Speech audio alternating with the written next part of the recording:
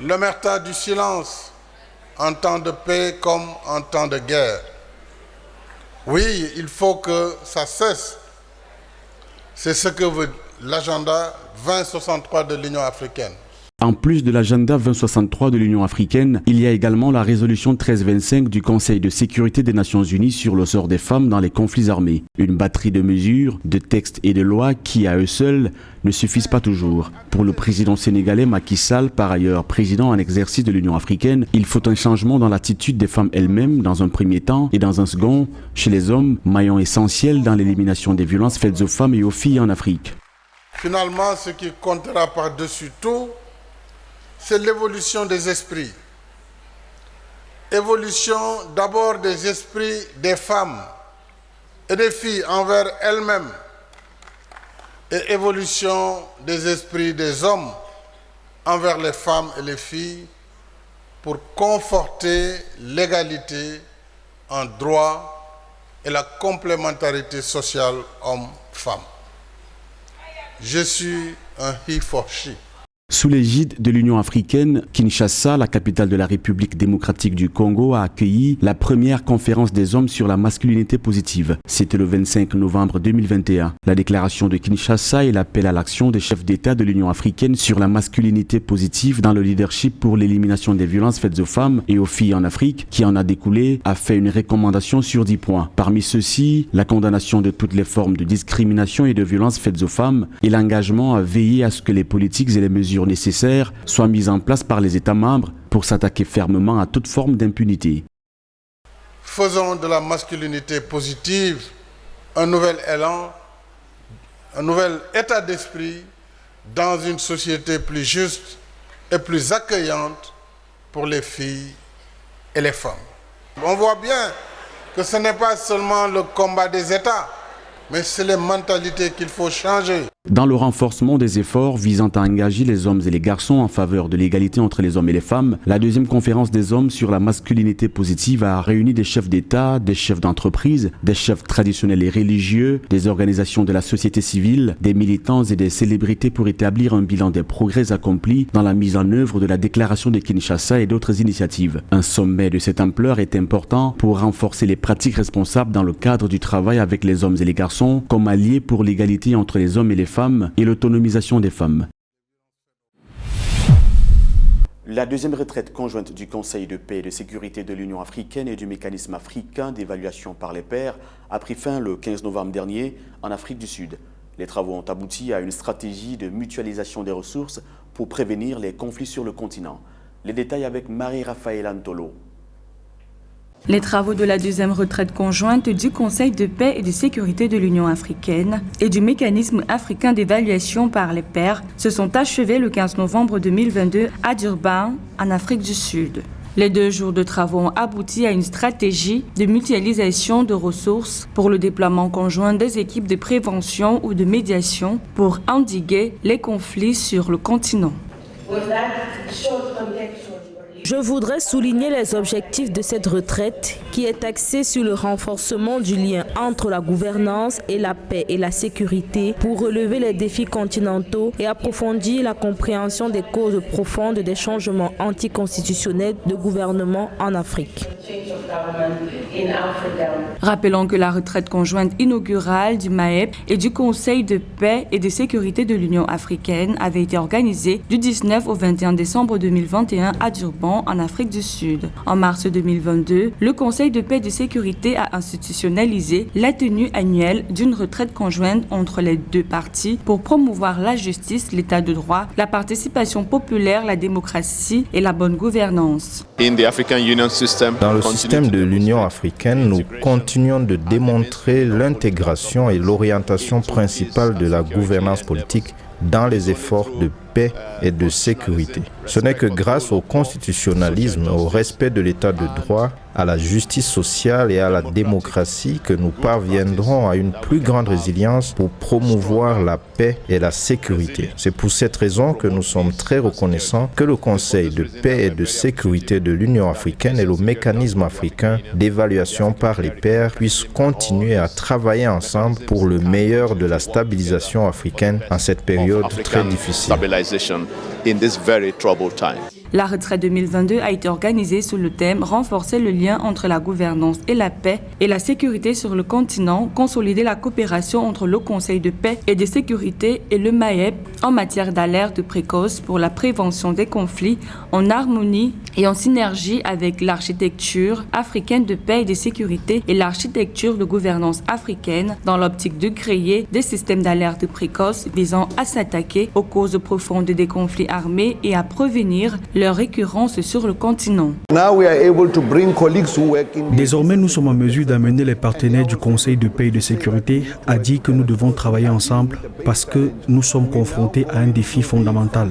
Nous allons désormais fonctionner ensemble, notamment dans le déploiement des équipes, en harmonisant certaines de nos interventions pour qu'elles aient à la fois le volet cause profonde et aussi le volet gestion des conflits.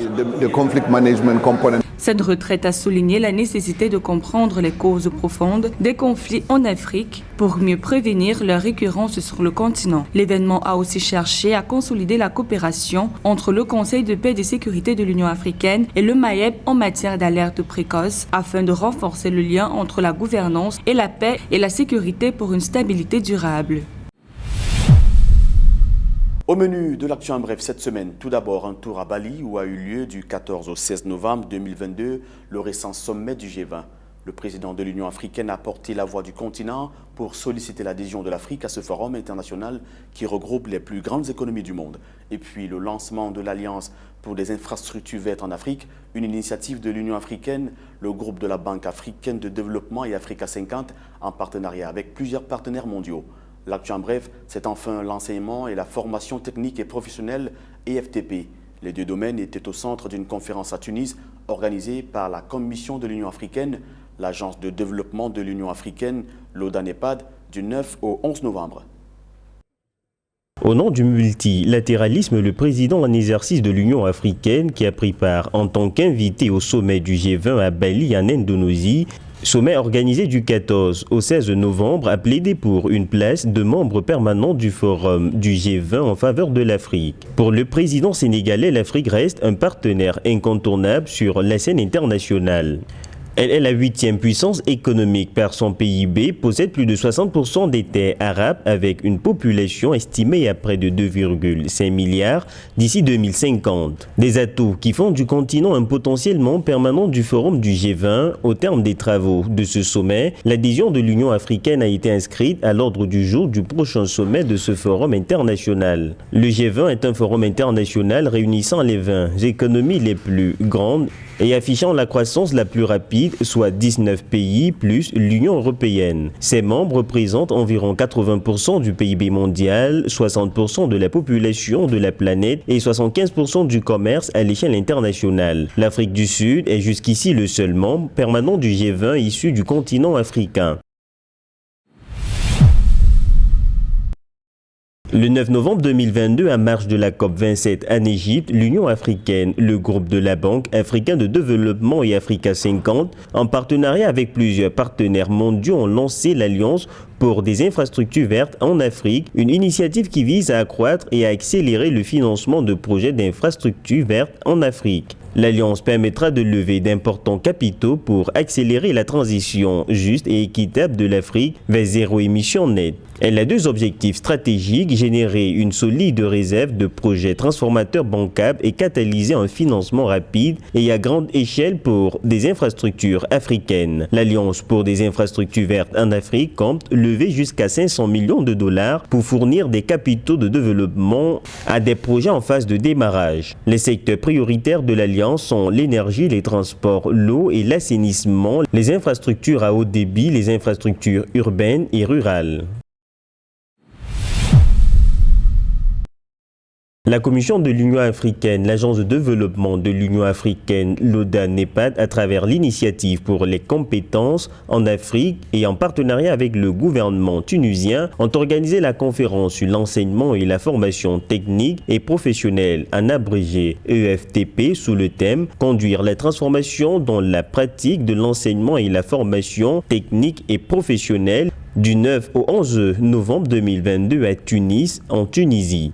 Les professionnels réunis se sont attelés à partager les bonnes pratiques et les approches innovantes pour résoudre les défis de l'EFTP sur le continent africain. Cette conférence sur l'innovation vise en outre à établir une plateforme d'échange qui traitera de la promotion de l'alignement des différentes stratégies nationales sur la stratégie continentale de l'EFTP et la stratégie continentale de l'éducation pour l'Afrique. Ceci afin de créer une synergie et de développer une vision commune de l'avenir du secteur de l'EFTP en Afrique.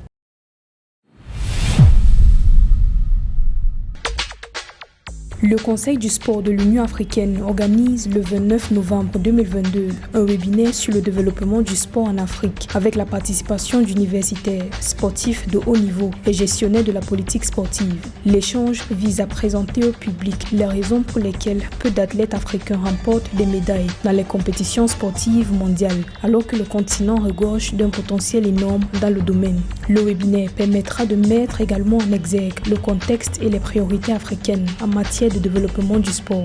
Le Conseil du sport de l'Union africaine est chargé de la coordination du mouvement sportif africain, la promotion du financement du sport, l'accompagnement des pays dans l'élaboration de politiques, programmes, systèmes et structures dans le domaine du sport. Le président américain Joe Biden accueille ses homologues du continent africain à Washington du 13 au 15 décembre 2022 à l'occasion du sommet des dirigeants États-Unis-Afrique. Le sommet vise à mettre en valeur les relations entre les États-Unis et l'Afrique et la coopération sur diverses priorités mondiales telles que la reprise économique, la démocratie et les droits, l'atténuation de l'impact du Covid-19 et des futures pandémies, la collaboration pour renforcer la santé régionale et mondiale, la promotion de la sécurité alimentaire, la paix et la sécurité, les réponses à la crise climatique, l'amplification des liens avec la diaspora. L'événement va rassembler les gouvernements africains et américains, la société civile, les communautés de la diaspora africaine à travers les États-Unis. Le Centre africain de contrôle et de prévention des maladies, Africa CDC, organise du 13 au 15 décembre 2022 à Kigali au Rwanda la deuxième conférence internationale annuelle sur la santé publique en Afrique. L'événement se tient cette année sous le thème Reprise post-pandémie, l'Afrique à la croisée des chemins. Elle vise entre autres objectifs à créer une plateforme unique à travers laquelle les dirigeants, les chercheurs, les décideurs et parties prenantes d'Afrique pourront partager les résultats de leurs travaux de recherche en matière de santé publique, ainsi que les perspectives tout en ouvrant une nouvelle ère de collaboration scientifique et d'innovation sur le continent. L'édition 2021 avait réuni plus de 12 000 participants appartenant au domaine de la santé publique et provenant de toutes les régions du continent et du monde entier. Africa CDC est une institution technique spécialisée de l'Union africaine qui soutient les États membres dans leurs efforts pour renforcer les systèmes de santé et améliorer la surveillance, la riposte aux urgences de santé publique, la prévention et la lutte contre les maladies. Souef Mohamed El Amin est l'envoyé spécial de l'Union africaine en Somalie depuis septembre 2022. Il a pour mission de diriger la mission de transition de l'UE en Somalie en place depuis le 1er avril 2022. Pour lui, le dialogue et la tolérance sont le principal instrument de la pacification de l'Afrique. Il est aussi un grand défenseur de l'unité et de l'intégration africaine. Nathalie Moore.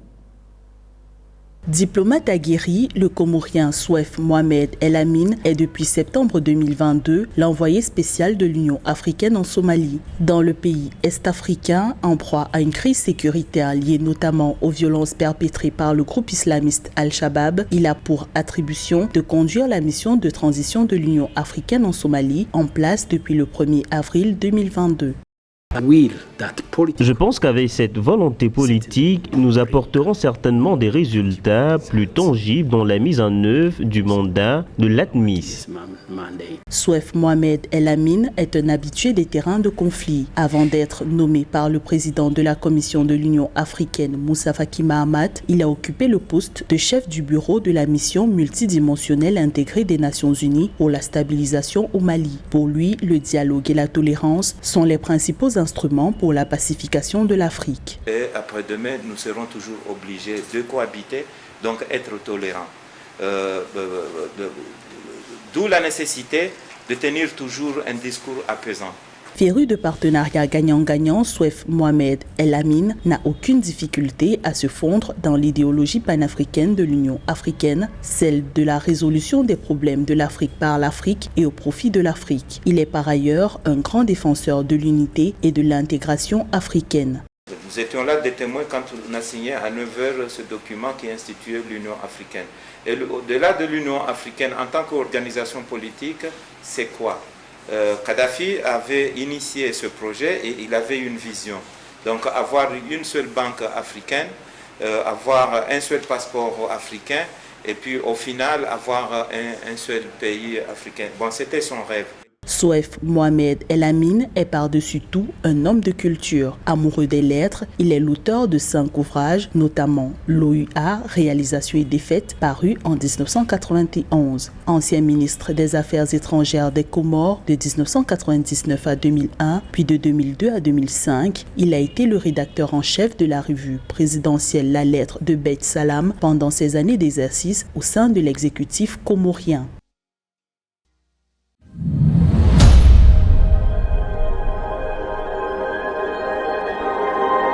Merci d'avoir suivi cette édition de l'African Union Journal. Ne manquez rien des prochaines éditions d'information et le magazine sur Africa 24 et africa24.com, tout comme sur vos réseaux sociaux, Facebook, Twitter et LinkedIn.